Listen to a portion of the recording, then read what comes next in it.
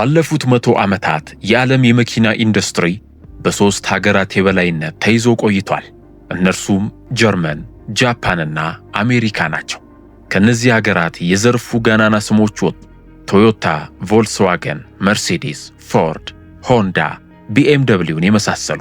እነዚህ ኩባንያዎች ብቻ አይደሉም፣ የሀገራቱ ብሔራዊ ኩራትና የኢኮኖሚያቸው የጀርባ አጥንትም ጭምር ናቸው። ነገር ግን ባለፉት 3 ዓመታት ጊዜ ውስጥ ሁኔታዎች ተመሰቃቀሉ። መርሴዲስ ትርፉ በ28 በመቶ አሽቆለቆለ። ፖርሼ በአንድ ዓመት ውስጥ የ92 በመቶ የትርፍ ቅናሽ አሳይቷል።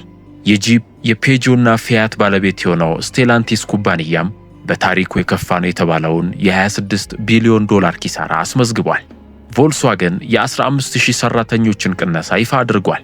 ከነዚህ ሁሉ የገበያ ጥቃቶች በስተጀርባ አንድ ስም ደጋግሞ ይነሳል፣ BYD። ይህ ስም ብዙም አይታወቅም ነበር። እስከ 2003 ዓ.ም ድረስ ቀላል ባትሪዎችን ብቻ ሲያመርት የነበረ ኩባንያ ነው።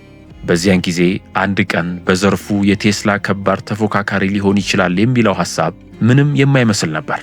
ለዚህም ይመስላል ኤለን መስክ 2011 ላይ ከብሉምበርግ ቴሌቪዥን ጋር በነበረው ቆይታ BYD የቴስላ ስጋት ይሆን እንደው ሲጠየቅ ሳቁን መቆጣጠር ያቃተው።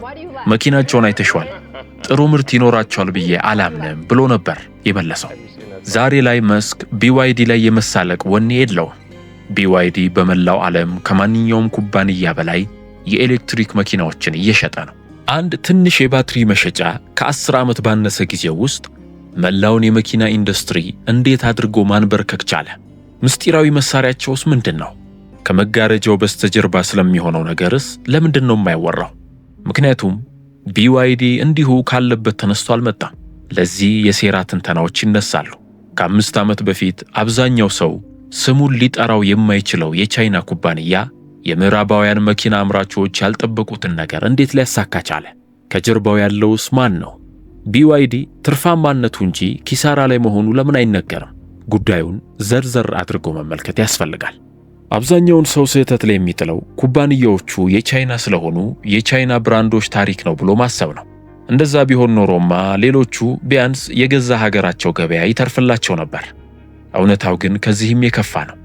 BYD እና ሌሎች የቻይና መኪና አምራቾች ቤጂንግንና ሻንሃይን ብቻ እየተቆጣጠሩ አይደለም፣ በየአህጉሩ በአንድ ጊዜ ባንዲራቸውን እየተከሉ ነው። እናም ማንም ሊያቆማቸው የሚችል አይመስልም። ለውጡ በጣም አስከፊ በሆነበት በደቡብ ምስራቅ እስያን ጀመር። በታይላንድ ገበያ BYD በ18 ወራት ውስጥ የኤሌክትሪክ ተሽከርካሪ ገበያውን 40 በመቶ ወስዷል። ሚትሱቢሺ የሀገር ውስጥ ፋብሪካውን ዘግቷል። ማዝዳ ምርቱን በ60 በመቶ ቀንሷል። ለ40 ዓመታት የጃፓን ምሽግ የነበረ ክልል በጥቂት ዓመታት ውስጥ ተለውጧል። በሲንጋፖር ባለፈው ዓመት ከተሸጡት 5 አዳዲስ መኪኖች ቢያንስ አንዱ BYD ነው። በማሌዥያ BYD በ2024 ከፍተኛ ሽያጭ ያስመዘገበ የኤሌክትሪክ መኪና ስም ሆኗል። በአውሮፓም ቢሆን ከዚህ የተለየ አይደለም። የቻይና ብራንዶች አሁን ከአውሮፓ የኤሌክትሪክ ተሽከርካሪ ሽያጭ ከ11 በመቶ በላይ ይይዛሉ። እናም ይህ ድርሻቸው በየሩብ ዓመቱ እያደገ ነው። ሬኖ ባለፉት 5 ዓመታት ውስጥ የመጀመሪያውን የተጣራ ኪሳራ አስመዝግቧል። ትርፉ እየቀነሰ እንደሚሄድም አስጠንቅቋል። ስቴላንቲስ በዋና ገበያው ላይ አቅም እያጣ ነው። የማይነካ ነው የሚባለው የአውሮፓ የቅንጦት ብራንድ ኦዲ እንኳን አሁን በቻይና መኪኖች ምክንያት ደንበኞቹን እያጣ ነው። በተመሳሳይ ጊዜ ደግሞ በአውሮፓ የገበያ ድርሻውንም እያጣ ነው። የጀርመኑ ቻንስለር ፍሬድሪክ ሜርዝ 30 ዋና ዋና ሥራ አስፈጻሚዎችን አስከትለው ወደ ቤጂንግ መብረር ያስፈለጋቸውም ሌሎች ስምምነቶችን ለመፈረም ሳይሆን ዢጂንፒንግ የጀርመንን ኢንዱስትሪዎች እንዲታደጉ ለመጠየቅ ነበር። ከ20 ዓመታት በፊት ቢሆን ኖሮ ይህ ፍጹም ሊታሰብ የማይችል ነበር። ሌላው ያልተጠበቀው የቻይና መዳረሻ ብራዚል ናት። BYD በአንድ ዓመት ውስጥ የብራዚልን የኤሌክትሪክ ተሽከርካሪ ገበያ 72 በመቶ ወስዶ አሜሪካውያን ትተውት በሄዱት የድሮው ፎርድ ማምረቻ ቦታ ላይ ፋብሪካውን ከፍቷል። ሜክሲኮ፣ እስራኤል፣ ኖርዌይን በመሳሰሉ በዓለም ላይ በጣም ፈታኝ በሆኑ የኤሌክትሪክ ተሽከርካሪ ገበያዎችም ላይ ተመሳሳይ ነገር እያደረገ ነው። እዚያም BYD የታንግ ሞዴሉን ለሽያጭ እንዳቀረበ ወዲያውኑ ነበር ከ5ቱ ከፍተኛ ሽያጭ ካላቸው መኪኖች ውስጥ መግባት የቻለው። አሜሪካ BYD ለብሔራዊ ደህንነት በሚል አሁንም በይፋ የታገደባት ብቸኛዋ ትልቅ የገበያ መዳረሻ ናት። እዚያም ቢሆን ግን አሜሪካውያን ይህ ጊዜያዊ አጥር እንጂ ዘላቂ ድል እንዳልሆነ ያውቃሉ። ምክንያቱም በሌሎች የዓለም ክፍሎች እንደሆነ ሁሉ አዝማሚያው ተመሳሳይ ነው። BYD ባለበት ሁሉ የሌሎች ገበያ መፈራረስ ይጀምራል። አንዳንዴ በወራት አንዳንዴም በሳምንታት ውስጥ። ስለዚህ እዚህ ጋር የሚነሳው መሰረታዊ ጥያቄ እንዴት የሚለው ነው። ከ5 ዓመት በፊት አብዛኛው ሰው ስሙን ሊጠራው የማይችለው የቻይና ኩባንያ የምዕራባውያን መኪና አምራቾች ያልጠበቁትን ነገር እንዴት ሊያሳካ ቻለ? በርካሽ ዋጋ የሚሰራ የሰው ኃይል ስለሚጠቀም ነው የሚለው ምክንያት በፍጹም አይገልጸውም። ምክንያቱም ሌሎችም በርካታ የቻይና ኩባንያዎች ተመሳሳይ ዕድል ነበራቸው፣ ነገር ግን የትም አልደረሱ። BYD በትክክል የገነባው ነገር መርሴዴስ እና ቶዮታ ከ10 ዓመት በፊት ሊያጠኑት የሚገባ ነገር ነበር። እናም ምን እንደገነቡ ለመረዳት ማን እንደገነባው ማወቅ ያስፈልጎታል። ስሙ ዋንግ ቹዋንፉ ይባላል። እንደ አውሮፓውያኑ አቆጣጠር በ1995 ከዘመዱ $40,000 ተበድሮ እንደገና የሚሞሉ ባትሪዎችን ለመስራት በሼንዘን ውስጥ ትንሽ ሰርቶ ማሳያ ሱቅ ተከራየ። በወቅቱ የ29 ዓመት ወጣት መሐንዲስ ነበር። በ2003 BYD በዓለም ላይ ትልቁ ባትሪ አምራች ሆነ። በዚያው ዓመት ዋንግ ማንም ያልተረዳውን ነገር አደረገ። ገንዘቡን ወስዶ የከሰረ የመንግሥት መኪና ፋብሪካ ገዛ። የገዛ የሥራ ባለድርሻዎቹ ሊያቆሙት ሞከሩ። የBYD አክሲዮን በ2 ቀናት ውስጥ በ2.7 ቢሊዮን የሆንግ ኮንግ ዶላር ወረደ። የቻይና የንግድ ዘገባ ሚዲያዎች እንደ ቀልድ ቆጠሩት። አንድ የባትሪ አምራች በምድር ላይ ከፍተኛ ካፒታል ከሚጠይቁ ኢንዱስትሪዎች ውስጥ ወደ አንዱ ሲገባ መመልከት በእርግጥም የማይሆን ይመስላል። ዋንግ የመንጃ ፍቃድ እንኳን አልነበረውም። ነገር ግን የእርሷ መኪናው ቀላል ነበር። የመኪና መሰረት ሞተሩ ሳይሆን ባትሪው ነው ብሎ ያምን ነበር። በምድር ላይ ስለ ባትሪዎች ከሱ የበለጠ የሚያውቅ ማንም አልነበረም። ሌላው ሁሉ መኪናን እንዴት ወደ ኤሌክትሪክ መቀየር እንደሚቻል ለማወቅ ሲሞክር ነበር። ዋንግ ደግሞ ቀድሞውኑ በተካነበት ነገር ዙሪያ መኪና እንዴት እንደሚገነባ ለማወቅ እየሞከረ ነበር። የተቀረው ዓለም እርሱ በትክክል ምን እያደረገ እንደነበር ለመረዳት 15 ዓመታት ጠብቋል። እናም በእነዚህ 15 ዓመታት ውስጥ ጋዜጠኞች በመኪኖቹ ላይ ሲሳለቁና ኤለን መስክ በቴሌቪዥን ሲያፌዝበት ዋንግ ሁሉንም ነገር በዝምታ የሚቀይሩ 3 ውሳኔዎችን አሳለፈ። አንደኛው በማንም ላይ ላለመደገፍ መወሰኑ ነበር። ቴስላ ባትሪዎቹን ከፓናሶኒክ ይገዛል። ቮልስዋገን ለቺፕስ፣ ለሞተሮች፣ ለኤሌክትሮኒክስ አልፎ ተርፎም ለመስታወት በመቶዎች በሚቆጠሩ የውጭ አቅራቢዎች ላይ ይተማመናል። BYD ሁሉንም ነገር በራሱ አንድ ቦታ ላይ ለመስራት ወሰነ። ባትሪዎቹን፣ ሞተሮቹን፣ የኃይል ማስተላለፊያዎችን፣ የፊት መስታወቶችን፣ የፊት መብራቶችን፣ ዳሽቦርዱ ውስጥ እስከሚሰራው ሶፍትዌር ድረስ። እንደ አውሮፓውያኑ አቆጣጠር በ2021 ዓለም አቀፍ የቺፕ እጥረት መላውን የመኪና ኢንዱስትሪ ሽባ ሲያደርግ BYD የራሱን የቺፕ ፋብሪካዎች ሥራ በማፋጠን ማቅረቡን ቀጠለ። የሊቲየም ዋጋ ሲያሻቅብ፣ እነሱ ግን ቀድሞውኑ በቲቤትና በደቡብ አሜሪካ የራሳቸውን ቁፋሮ ጀምረው ነበር። ተወዳዳሪዎቻቸውን የጎዱ ቀውሶች ሁሉ እነርሱን የበለጠ ጠንካራ አደረጓቸው።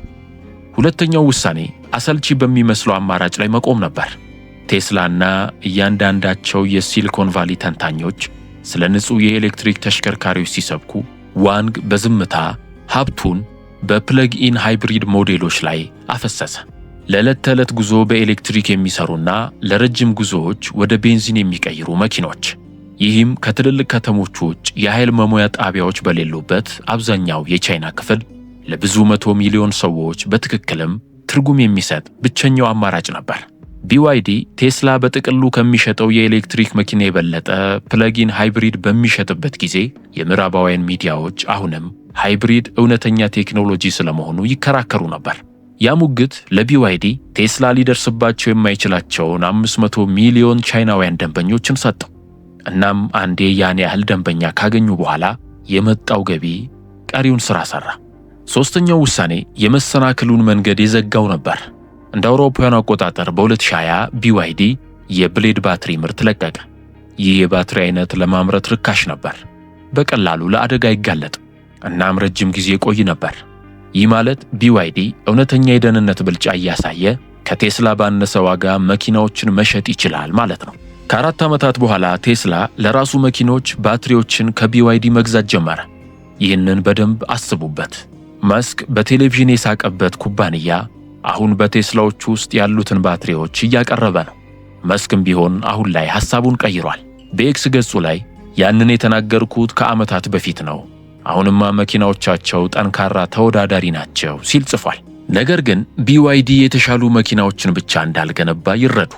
ተወዳዳሪዎች በመዋቅራዊ ሁኔታ ሊንዱት የማይችሉት ስርዓትም ገንብቷል። ቢያንስ በየቢዝነስ ዘጋቢ መጽሔቶችና በየዩኒቨርሲቲዎች ጥናት BYDን እንደ ቀጣዩ ቶዮታ የሚጠቅሱ ሐሳቦች እንዲደመጡ ምክንያት ሆኗል። ነገር ግን ይህ ሙሉ ታሪኩ አይደለም። ከመጀመሪያው ቀን ጀምሮ BYD ሌላ ማንም ሊጫወትበት የማይፈቀድለትን ጨዋታ ሲጫወት ቆይቷል። ከ2015 እስከ 2020 ባሉት ዓመታት ብቻ BYD ከቻይና መንግሥት ወደ 4.3 ቢሊዮን ዶላር የሚጠጋ ቀጥተኛ ድጎማ አግኝቷል። ኮከብ ዲዛይነራቸውን ከኦዲ በወሰዱበት በ2016 ከቤጂንግ የሰበሰቡት ድጎማ ከኩባንያው አጠቃላይ የተጣራ ትርፍ ከፍ ያለ ነበር። ይህን አረፍተ ነገር እንደገና ያድምጡኝ። የቻይና መንግሥት የድጎማ ቼክ ባይጽፍላቸው BYD በዚያ ዓመት ትርፍ አያገኝም ነበር፣ ኪሳራ ላይ ነበር። ይህ ብቻም አይደለም። ለፋብሪካዎች ነፃ መሬት፣ ከመንግሥት ባንኮች ወለድ አልባ ብድሮች፣ በምርምርና ልማት ላይ የታክስ ቅናሾች፣ በመቶዎች በሚቆጠሩ የቻይና ከተሞች ውስጥ ለአውቶቡሶችና ታክሲዎች የተረጋገጡ የመንግሥት ውሎች ይቀርቡለታል። ስለዚህ ምርቶቹን በቅናሽ ወደ ገበያ ይበትናቸዋል። ተንታኞች እንደሚገምቱት BYD ከፋብሪካ ለሚወጣ እያንዳንዱ ተሽከርካሪ ከ2000 እስከ 4000 ዶላር የሚደርስ የሕዝብ ገንዘብ ወደ ኪሱ ይከት ነበር። አሁን ለአንድ ሰከንድ ቆም ብለው ይህ እንደ ቮልስዋገን ወይም ቶዮታ ላሉ ኩባንያዎች ምን ማለት እንደሆነ ያስቡ።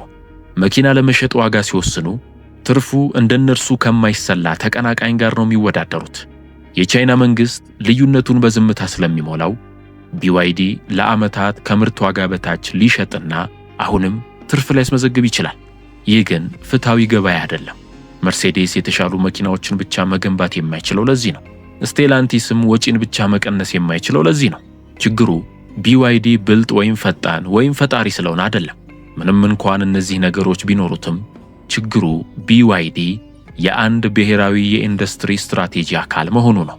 ሜድ ኢን ቻይና 2025 በቻይና የተመረተ። ዢ ጂንፒንግ ከ10 ዓመት በፊት ያወጡት እቅድ አውቶሞቢል ዘርፉን ቻይና በዓለም አቀፍ ደረጃ የበላይ ለመሆን ካቀደችባቸው 10 ኢንዱስትሪዎች አንዱ እንደሆነ በግልጽ ጠቅሷል።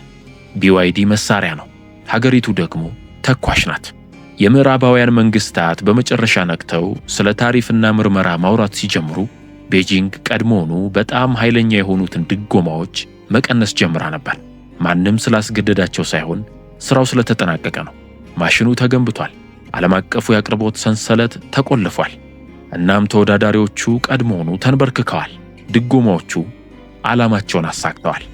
ከዚያም በዝምታ ጠፉ። ምዕራባውያን ፖለቲከኞች ግን ቀድሞውኑ ወደ ቀጣዩ ምዕራፍ የተሸጋገረን ችግር ለማሳደድ ተገደዱ። በሚያሳዝን ሁኔታ ከዚህ ሁሉ ጉዞ በኋላ ግን BYD ችግር ላይ ነው የሚሉ ዘገባዎች መሰማት ጀምረዋል። የመጀመሪያው ችግር የታየው በ2025 መጀመሪያ ላይ GMT ሪሰርች የተባለ በሆንግ ኮንግ የሚገኝ ገለልተኛ የምርምር ተቋም በፋይናንስ ሚዲያዎች ላይ ዱብዳ የሆነ ሪፖርት ሲያወጣ ነው። በእነርሱ ትንተና መሠረት የBYD እውነተኛ ዕዳ ኩባንያው በይፋ ሪፖርት የሚያደርገው 42 ቢሊዮን ዩዋን ሳይሆን ወደ 323 ቢሊዮን ገደማ ነው። ይህም ከ8 እጥፍ በላይ ከፍ ያለ ነው። ያልተገለጹት ጉድለቶች የአቅርቦት ሰንሰለት ፋይናንሲንግ በሚባለው ውስጥ ተደብቀዋል። ይህም BYD ለአቅራቢዎቹ በአማካይ ከደረሰኝ በኋላ በ275 ቀናት ውስጥ ማለትም በ9 ወራት ውስጥ እንደሚከፍል የሚገልጽ ነው። በቻይናው ውስጥ ማንም በግልጽ የማይናገረው ሌላ ልምድም አለ። ነገር ግን በኢንዱስትሪው ውስጥ ያለ እያንዳንዱ ሰው ይህ ጉዳይ መኖሩን ያውቃል። ያልተነዱ 0 ኪሎ ሜትር መኪኖች ሲባል ትሰማላችሁ። ዘዴው ቀላል ነው። በየወሩ መጨረሻ የሽያጭ ሪፖርት በሚደርስበት ጊዜ የBYD መኪና መሸጫዎች በሚቆጣጠሯቸው ኩባንያዎች ስም በሺዎች የሚቆጠሩ አዳዲስ መኪኖችን ይመዘግባሉ።